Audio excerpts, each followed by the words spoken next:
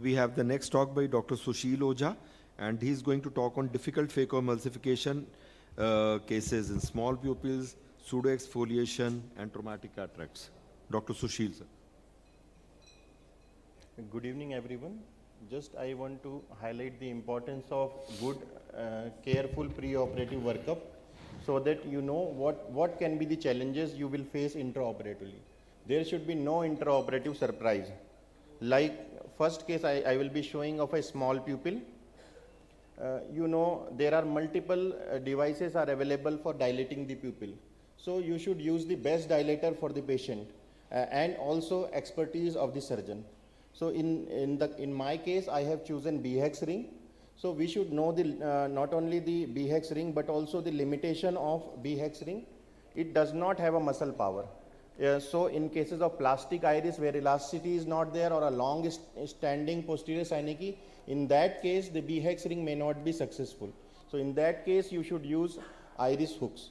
But if there is recent onset uveitis, a recent posterior synecdoche, the BHEX ring will be a good option. See the size of the pupil. It is almost 3 to 3.5 millimeter.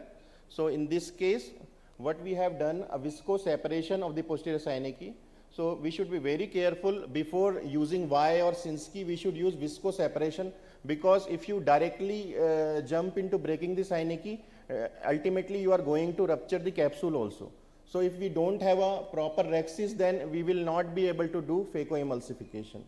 So after doing stretching in both the meridians, horizontal meridians, we have inserted the BHEX ring, and we know the iris is not plastic, iris is looking elastic.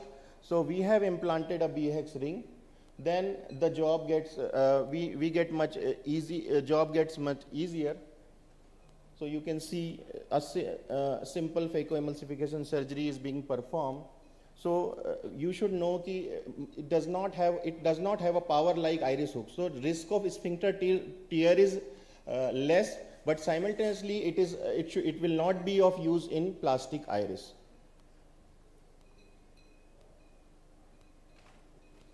So we have just completed simple phacoemulsification after BHEX ring. So after enlarging 2.8 millimeter incision, we have implanted a foldable IOL under irrigation. So you can see after implanting, I noticed that IOL was also tough, but we were able to separate the haptic without any need of viscoelastic. So we are separating the IOL haptic from the BHEX ring. So very easy to remove even from the side port. So we have implanted the IOL under irrigation, and post-operatively also after 1 week vision was 6/9.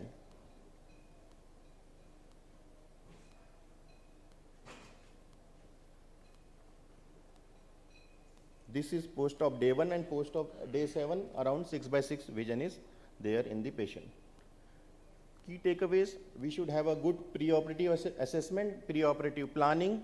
So we should be prepared for multiple things which we will need in the during the surgery. So here I will be going to show some of the different cases. One case, there is mature cataract with extended rhexis. The resident was doing the rhexis and it got extended. Then the senior faculty took over the case. Another case will be mature leathery cataract, and the third case will be a mature intumescent cataract where we have performed a double capsulorhexis.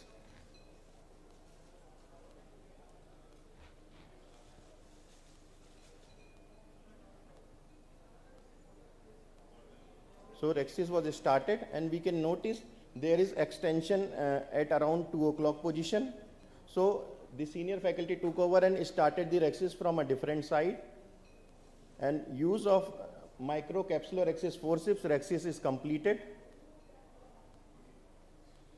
The area which was left was completed with the help of capsulorhexis needle.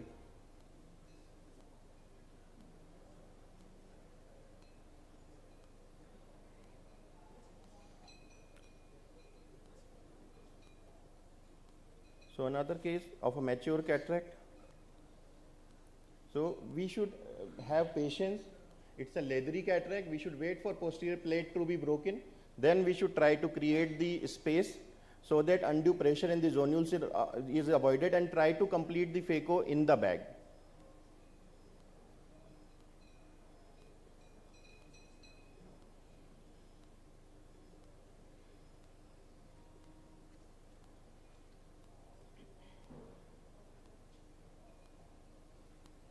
So we should have a patience till the posterior plate is broken, never in a hurry.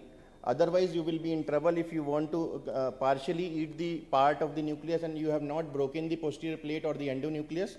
Then you will be in trouble for the completion of your surgery.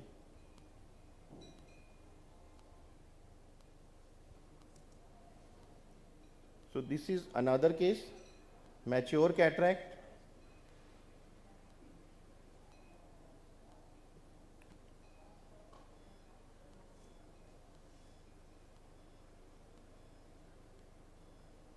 There is no support, so almost the nucleus is only present. So we should be very, very careful while dealing such cataracts.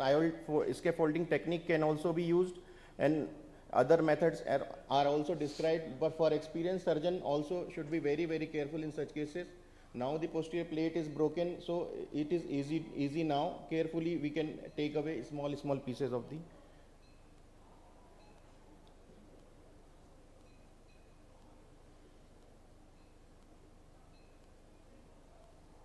So my last case.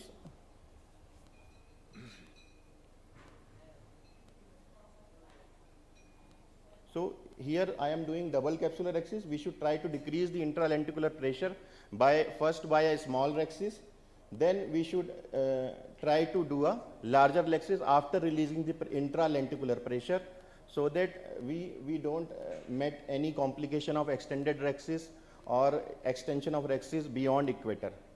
So by doing a second nick, I have just enlarged the rhexis, and then your job becomes easy. The capsular rhexis is not going to extend beyond the equator. There is no positive pressure because we have already performed a partial IA from the small rhexis. Next steps are almost simple: phacoemulsification and implantation of a intraocular lens. Last case is cataract met with a PCR. So these are routine phacoemulsification cases.